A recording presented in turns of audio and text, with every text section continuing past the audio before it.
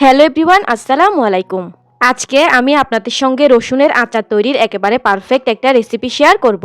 রসুন আমাদের স্বাস্থ্যের জন্য কতটা উপকারী তা কিন্তু আমরা সকলেই জানি।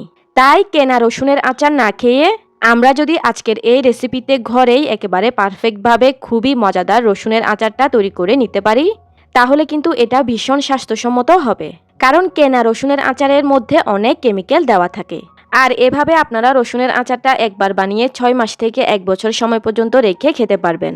তবে চলুন এবার তাহলে আর কথা না বাড়িয়ে রসুনের আচার বানানোটা শুরু করি। তো রসুনের আচার তৈরি করার জন্য আমি এখানে হাফ কেজি পরিমাণ দেশি ছোট রসুনটা নিয়েছি। তবে আপনারা চাইলে এই পর্যায়ে বড় রসুনটাও নিতে পারবেন।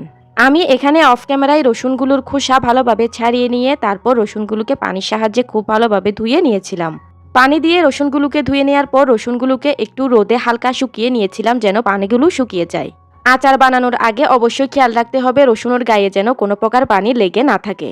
সেক্ষেত্রে কিন্তু আচার দীর্ঘদিন ভালো থাকবে না। তাই অবশ্যই রসুনকে পানি দিয়ে ধুয়ে নেওয়ার পর রসুনগুলোকে একটা কাপড়ের সাহায্যে খুব ভালোভাবে পানিগুলোকে মুছে নিতে হবে। চাইলে একটু রোদেও শুকিয়ে নিতে পারবেন। সেক্ষেত্রেও কিন্তু খুব ভালোভাবে পানিগুলো শুকিয়ে যাবে।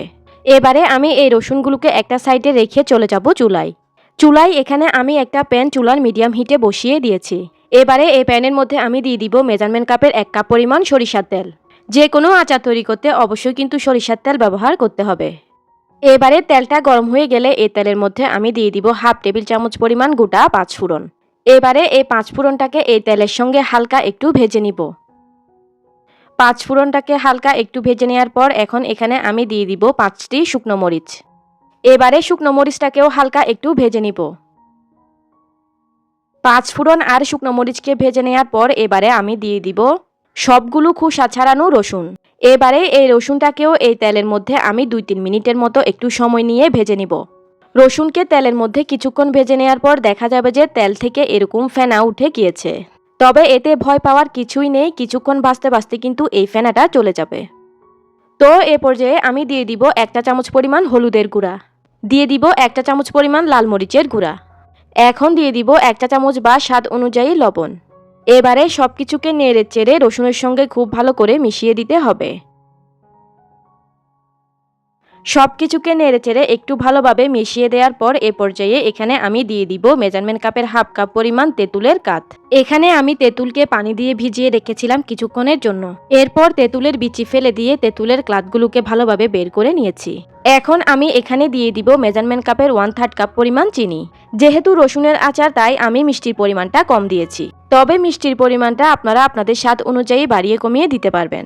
এবারে আচারটাকে দীর্ঘদিন সংরক্ষণ করে রাখার জন্য এই আচারের মধ্যে আমি এখন দিয়ে দিলাম 3 টেবিল চামচ পরিমাণ হোয়াইট ভিনেগার।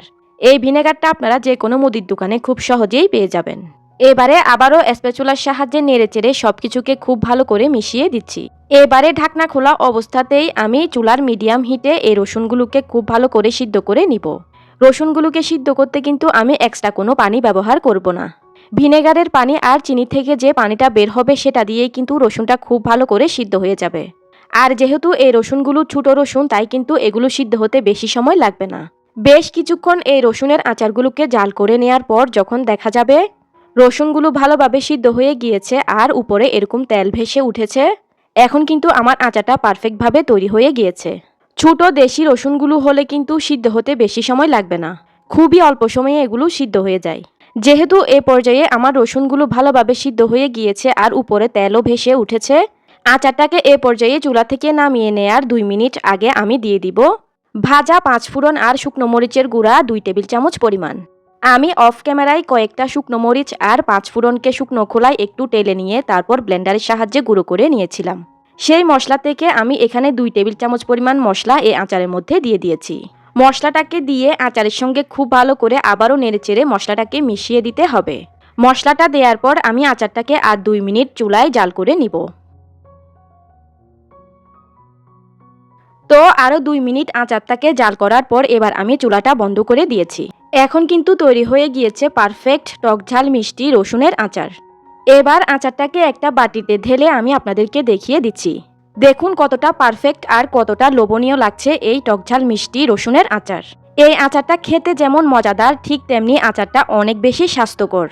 যারা কাঁচা রসুন খেতে পারেন না তারা কিন্তু এভাবে আচারটাকে বানিয়ে সারা বছরের জন্য সংরক্ষণ করে রেখে দিয়ে খেতে পারবেন। খেতে অসম্ভব মজাদার এই রসুনের আচার কিন্তু ভাত দিয়েও খেতে অনেক বেশি মজা। এই আচারটা ভালোভাবে ঠান্ডা হয়ে যাওয়ার পর একটা কাঁচের বয়ামে ভরে আচারটাকে রেখে দিলে আচারটা প্রায় 1 বছর ভালো থাকবে।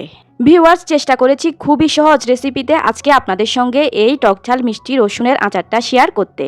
আশা করছি রেসিপিটা আপনাদের সবার কাছে বেশ ভালো লেগেছে। ভালো লেগে থাকলে কিন্তু ভিডিওতে অবশ্যই একটা লাইক দিয়ে দিবেন। এতক্ষণ সঙ্গে থাকার জন্য সবাইকে অসংখ্য ধন্যবাদ জানিয়ে আমি তাহলে আজকে এখানেই বিদায় নিয়ে নিচ্ছি। আল্লাহ হাফেজ।